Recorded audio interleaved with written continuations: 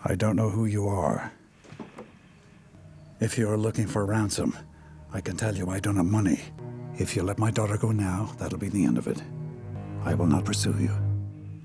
But if you don't, I will find you. And I will kill you. Good luck.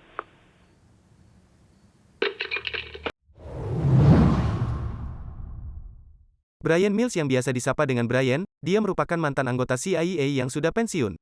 Brian sudah bercerai dengan mantan istrinya Lenore, yang sudah menikah lagi dengan seorang pria bernama Stuart. Brian memiliki seorang putri kesayangan bernama Kim yang baru menginjak remaja dan berusia 17 tahun. Di pesta ulang tahun Kim, Brian datang untuk memberikan kado kepada putrinya dan bertemu dengan mantan istrinya di sana.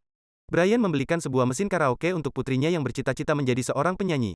Tiba-tiba, ayah tiri Kim yakni Stuart memberikan seekor kuda untuk Kim sebagai kado ulang tahun dan Brian terlihat agak kecewa karena kadonya diabaikan begitu saja oleh Kim. Malam harinya saat Brian sedang menyimpan foto ulang tahun putrinya di album, teman-teman Brian datang untuk merayakan ulang tahun Kim yang ke-17 dengan mengadakan pesta barbeque kecil-kecilan di rumahnya. Setelah hendak pulang, Sam menawarkan pekerjaan untuk mengawal seorang penyanyi di acara konser dan Brian pun menerima tawaran tersebut. Ketika Brian dan teman-temannya sedang mengawal penyanyi terkenal bernama Sarah, Brian mendengar suara Sarah di ruang ganti yang sedang berlatih vokal. Brian pun meminta tips kepada dia untuk putrinya yang bercita-cita menjadi penyanyi. Don't want to pick another career. Kemudian Kim menelepon ayahnya untuk membuat janji makan siang dengannya. Brian terlihat senang ketika kembali dan mengatakan kepada teman-temannya bahwa Kim ingin mengajaknya makan siang berdua. Setelah konser berakhir, terjadi keributan pada acara konser dan para fans menerobos masuk. Brian pun langsung mengawal Sarah untuk meninggalkan lokasi. Brian berhasil melindungi Sarah dari serangan orang tak dikenal dan mereka pun segera meninggalkan lokasi konser. Setelah berada di hotel, Sarah mengucapkan terima kasih kepada Brian dan memberikan sebuah kartu nama yang berisi nomor kontak guru vokal dan manajernya sebagai bentuk terima kasih karena telah menyelamatkan dia. Brian bertemu Kim di sebuah restoran namun Lenore juga ikut datang ke sana. Ternyata Kim mengajak ayahnya bertemu karena ingin mendapatkan surat persetujuan ke luar negeri sebab dia belum berusia 18 tahun. Dia ingin jalan-jalan ke Paris bersama temannya Amanda. Brian kurang setuju karena khawatir terjadi apa-apa dengan Kim. Lenore langsung meminta agar Brian tidak membesar-besarkan hal ini dan langsung menandatangani suratnya saja. Namun Brian masih ragu sehingga Kim langsung pergi meninggalkan ayahnya. Keesokan harinya, Brian datang ke rumah Lenore untuk memberikan surat persetujuannya dan Kim terlihat sangat senang karena telah mendapat surat persetujuan ayahnya. Ketika sedang menurunkan barang bawaan Kim di bandara, Brian menemukan bahwa Kim berbohong kepadanya. Ternyata dia akan mengikuti tur rock band berkeliling Eropa. Lenore mengatakan bahwa Kim tidak bisa jujur karena Brian terlalu protektif. Dia pun terpaksa membiarkan Kim berangkat karena tidak ingin putri kesayangannya ini menjadi sedih. Setibanya di Paris, seorang pria bernama Peter mengajak mereka untuk berbagi ongkos taksi sebab ongkos transport di Paris yang cukup mahal. Peter ternyata bermaksud jahat dan setelah tahu tempat tinggal Kim dan Amanda, Peter langsung menelepon seseorang untuk memberitahu lokasi mereka. Brian terus menelepon karena Kim belum mengabari ketibaan dia di Paris. Tiba-tiba, Kim melihat orang asing masuk ke apartemen mereka dan menangkap Amanda. Brian pun meminta Kim untuk tenang dan bersembunyi di bawah tempat tidur. Dia meminta Kim untuk berkonsentrasi dan meneriakkan semua hal tentang penculiknya.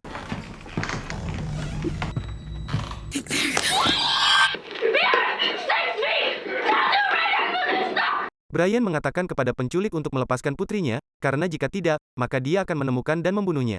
Dan penculik tersebut hanya menjawab, Good luck. Setelah Kim diculik, Brian langsung menelpon Sam untuk mengecek informasi pelaku menggunakan pembicaraan yang dia rekam sambil menuju ke rumah Lenore. Tiba di rumah Lenore, Brian mencari informasi kepergian Kim dan tempat yang akan dituju Kim. Kemudian Sam menelepon Brian setelah mengecek informasi pelaku. Dia menyampaikan bahwa dialek pelaku berbahasa Albania, dan pria yang berbicara dengannya merupakan Marco dari Tropoja. Sindikat ini melakukan perdagangan wanita, di mana mereka akan dicandu narkoba, diselundupkan dan kemudian dijadikan PSK. Sam berkata bahwa Brian hanya punya waktu 96 jam sejak penculikan Kim. What? To never finding her. Brian langsung bergegas berangkat ke Paris dan mendengar suara Marco berulang-ulang di dalam pesawat. Setibanya di Paris, Brian langsung menyelundup masuk ke dalam apartemen sepupu Amanda. Brian melihat kondisi yang berantakan, dan dia pun mulai membayangkan kembali kejadian penculikan putrinya. Saat akan pergi, Brian menemukan HP Kim yang hancur diinjak dan dia mengambil kartu memori di dalam HP tersebut. Brian langsung memeriksa isi kartu memori tersebut dan menemukan wajah Peter yang sedang memotret mereka. Peter sedang di bandara dan akan mengincar gadis lain untuk dijadikan target. Pada saat akan naik taksi, Brian langsung memergoki Peter. Keamanan bandara mencoba menghentikan Brian dan Peter mengambil kesempatan untuk kabur. Peter yang berusaha kabur berlari secepat mungkin dan melompat dari ketinggian. Namun dia tertabrak mobil besar dan Brian pun kehilangan petunjuk. Brian langsung mencari kenalannya yang berada di kepolisian yang menjabat sebagai deputi direktur untuk mencari informasi. Pria ini bernama Jean-Claude Pitrel. Jean-Claude meminta Brian untuk tidak mengacaukan kota Paris. Jean-Claude, I will tear down the Eiffel Tower if I have to. Dia memberitahu tempat tongkrongan para imigran Albania ini dan Brian pun langsung pergi. Di sebuah lokasi konstruksi, Brian menyamar sebagai pelanggan prostitusi untuk masuk ke dalam mencari Kim. Tiba-tiba, Brian melihat jaket yang terakhir dipakai oleh Kim saat berangkat ke Paris. Namun, gadis tersebut bukanlah Kim. Gadis tersebut tidak bisa menjawab karena dicandu narkoba. Brian pun mengalami perkelahian dan baku tembak di sana, namun dia berhasil menyelamatkan gadis itu. Brian membawa gadis tersebut ke sebuah hotel dan langsung memasang infus agar dia bisa kembali sadar.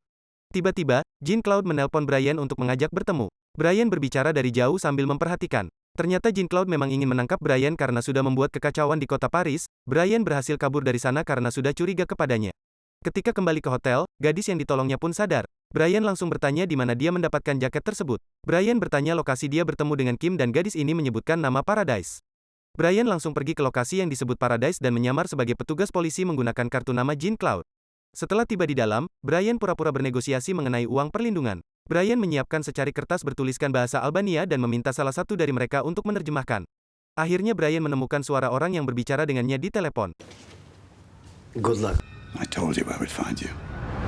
Brian membunuh mereka semua yang ada di sana kecuali Marco. Dia mencari di setiap kamar dan menemukan mayat Amanda yang sudah meninggal karena overdosis.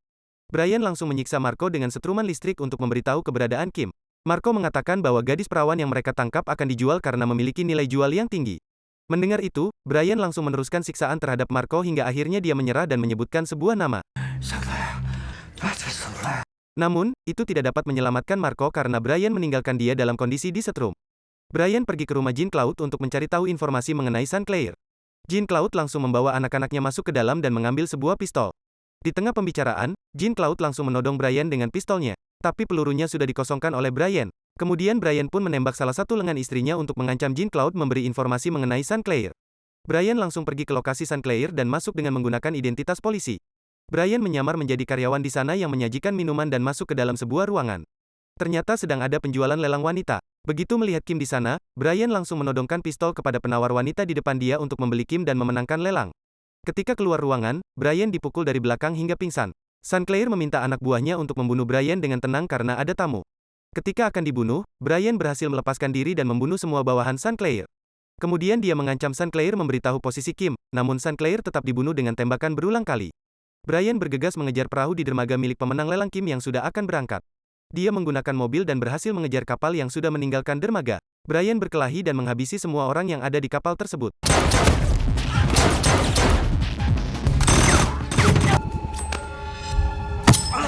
Ketika masuk ke kamar, seseorang mengancam Brian dan ingin negosiasi dengan Brian namun langsung ditembak di bagian kepalanya.